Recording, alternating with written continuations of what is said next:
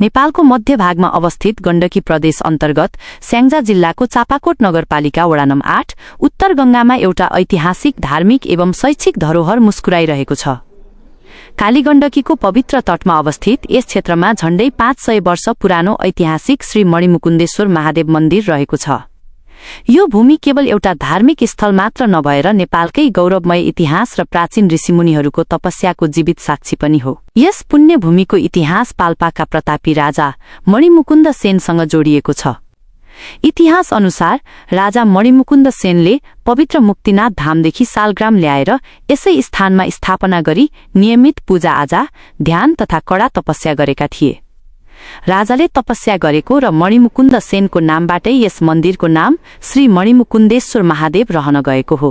प्राचीन कालदेखि नै साधु सन्त र भक्तजनहरूको तपोभूमिका रूपमा रहेको यो क्षेत्रले सदियौंदेखि यस भेगमा आध्यात्मिक ऊर्जा सञ्चार गरिरहेको छ। यसै ऐतिहासिक मन्दिरको परिसरमा मन्दिरकै गौरवशाली नामबाट विक्रम सम्वत 2065 सालमा श्री मणिमुकुन्देश्वर गुरुकुल पाठशालाको स्थापना गरियो। लोप हुन लागेको पूर्वीय दर्शन, संस्कृत भाषा र सनातन संस्कारको संरक्षण गर्ने पवित्र उद्देश्यका साथ सुरु भएको यस गुरुकुलले हाल कक्षा 6 देखि 10 सम्मका विद्यार्थीहरूलाई आवास सहितको शिक्षा प्रदान गर्दै आएको छ। यहाँको शिक्षा पद्धतिको सबैभन्दा सुन्दर पक्ष भनेको प्राचीन र आधुनिकताको समन्वय हो।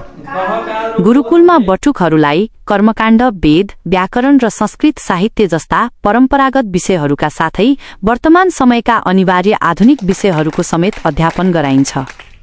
बिहानको ब्राह्म मुहूर्तमा मन्त्रोच्चारण, योग र ध्यानबाट सुरु हुने यहाँको दैनिकीले विद्यार्थीहरूमा उच्च नैतिक चरित्र, अनुशासन र देशभक्तिको भावना निर्माण गरिरहेको छ।